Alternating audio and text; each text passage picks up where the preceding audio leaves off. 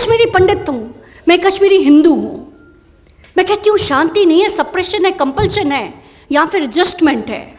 ये जो लोकतंत्र है जिस पे हमारा संविधान बना हुआ है, जो हम सेक्युलरिज्म की बात करते हैं, वो तो खतरे में है। इस प्रॉब्लम को सॉल्व कैसे करें? कैसे मेरा देश, कैसे मेरा लोकतंत्र, कैसे मेरी डेमोक्रेसी मरे नहा जिंदा रहे और मोदी जी को लगे कि भी कॉन्स्टिट्यूशन, संविधान अभी जिंदा है। भाजपा कर रही है साम दाम दंड भेद और वो हम नहीं कर रहे। जब वो 10 लाख लोगों पे एक एमपी है, आपने उसको सस्पेंड कर दिया और वो 10 लाख लोगों को खामोश कर दिया, तो आप कैसे बोलते हैं कि वो 10 लाख लोग जो है वो पार्लियामेंट में है?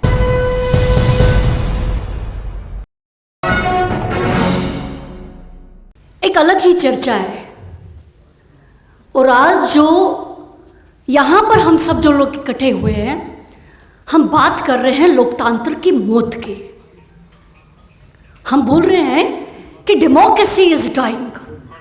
ऑनरेबल सुप्रीम कोर्ट भी कहता है democracy is dying. Why would democracy, rather, we would democracy die like this? Prashant sir बैठे हैं। प्रशांत सर रोज देखते हैं कि हर दिन कुछ ना कुछ आता है इस चीज पे। Now the question, एक प्रश्न जो हम सबके सामने है, मेरे इतने सीनियर्स बैठे हैं मंच पे, आप सब लोग यहाँ पर उपस्थित हैं, हम कर क्या रहे हैं? What are we doing? Rather, what are we doing to save this democracy? इतनी पॉलिटिकल पार्टीज है देश में। 1 साल का एक्सपीरियंस मेरा भी है कांग्रेस के साथ। आज मैं कांग्रेस के साथ नहीं जुड़ी, बट 1 साल का मेरा एक्सपीरियंस है। हम कर क्या रहे हैं? मैं अपनी जगह, फारूक साहब अपनी जगह, प्रशांत सर अपनी जगह, या बाकी सभी लीडर्स अपनी जगह, what are we doing? BJP कर रही है साम दाम दंड भेद, भाजपा कर रही है साम दाम दंड भेद, और वो हम नहीं कर रहे।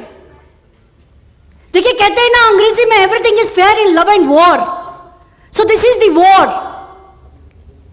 And if you actually want to save this democracy, save this constitution of this country. अभी मैंने मोदी साहब को सुना, वो कहते हैं तीसरा टर्म बहुत ही बड़े डिसीजंस का होगा। तो मैं कॉन्स्टिट्यूशन को इधर छाती से लगा के रखना चाहती हूं। I don't want this to be abolished. कहीं ऐसा ना हो कि हमारा जो ये संविधान है, यही हमारे हाथों से छिन जाए। मेरे यहां पर बात करने का जो राइट है, ये मुझसे छिन जाए। देखिए, बहुत सी चीजें बारीक है, बहुत सी चीजें बारीक है। एक फहरिस्त है, एक पूरी एक लिस्ट बना सकते हैं हम कि 2014 के बाद इस देश में क्या हुआ, 2014 के बाद इस देश ने क्या देखा। अगर हम स्टूडेंट पॉलिटिक्स की बात करें तो कैंपस क्रैकडाउन है, वही स्टूडेंट्स। मुझे याद है 1974, I was not born at that time, but 1974 में देश ने स्टूडेंट पॉलिटिक्स देखी। पूरे देश के स्टूडेंट्स खड़े हो गए। क्या आज स्टूडेंट पॉलिटिक्स देश में है? क्योंकि उसी स्टूडेंट पॉलिटिक्स से, उसी कॉलेज से, उसी स्कूल से, उसी यूनिवर्सिटी से हमारे लीडर्स खड़े होते हैं, पार्लियामेंट में या असेंबली में जाके बैठते हैं। This is complete crackdown on student politics. Rather, I would call it recession. So this is something very serious. मेरे बात करने पे राइट, मेरे बात करने का हक, आपके बात करने पे, आपकी बात करने का राइट, या फिर जेल में डाल देना। हम आए दिन देखते हैं, क्या आपकी बात नहीं मानी जा रही तो आप जेल में डाल दो। क्या है जो चेंज करना है?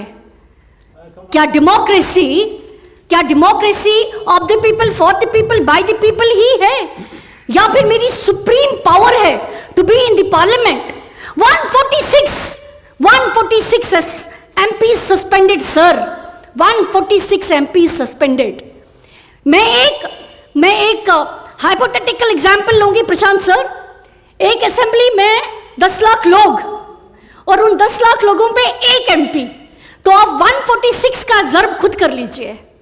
तो आप कैसे बोलते हैं for the people, by the people end of the people? कैसे आज की डेट में, जब वो 10 लाख लोगों पे एक एमपी है, आपने उसको सस्पेंड कर दिया और वो 10 लाख लोगों को खामोश कर दिया, तो आप कैसे बोलते हैं कि वो 10 लाख लोग जो है वो पार्लियामेंट में है? तो आप 146 को जर्ब करके देख लीजिए।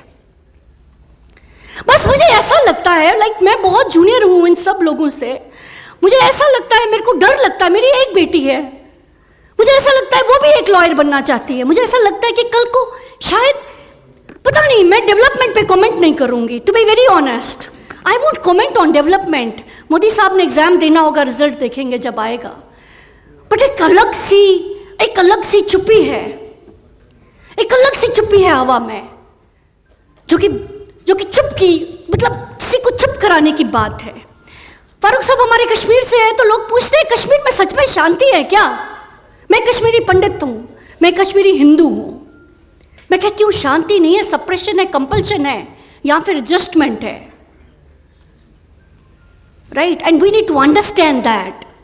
सबसे बड़ी बात है ये लोकतंत्र जो है, ये जो लोकतंत्र है जिस पे हमारा संविधान बना हुआ है, जो हम सेक्युलरिज्म की बात करते हैं, वो तो खतरे में है। और मुझे भी दिखता है, मैं तो कहीं लाइफ में स्टैंड ही नहीं करती, बट मुझे भी दिखता है कि खतरे में है।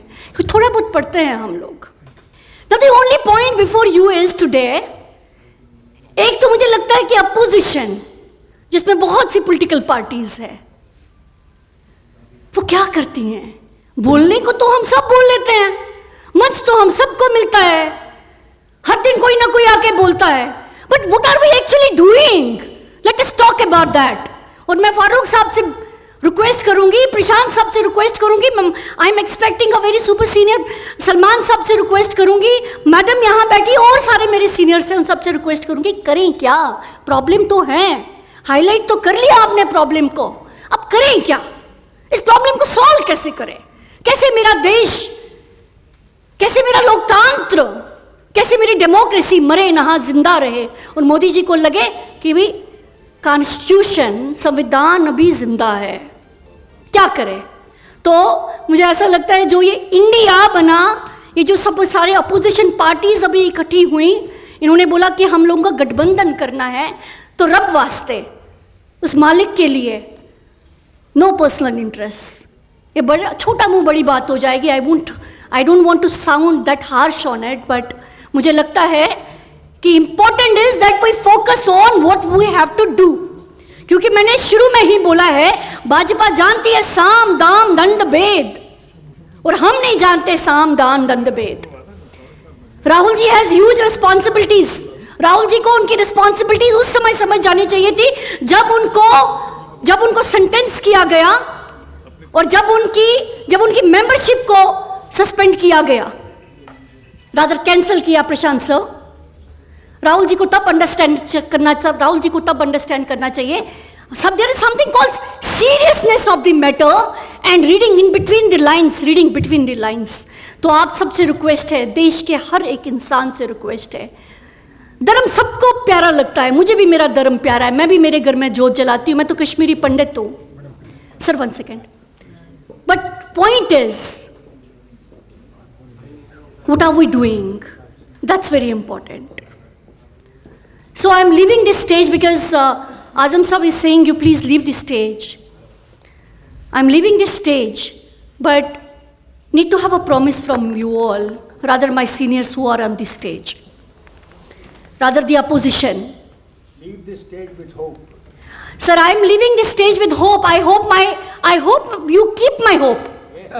I hope you keep my hope. I hope. Thank you so much. I hope you keep my hope, sir, because आप सब लोगों के कंधों पे बहुत जिम्मेवारी है. Thank you so much.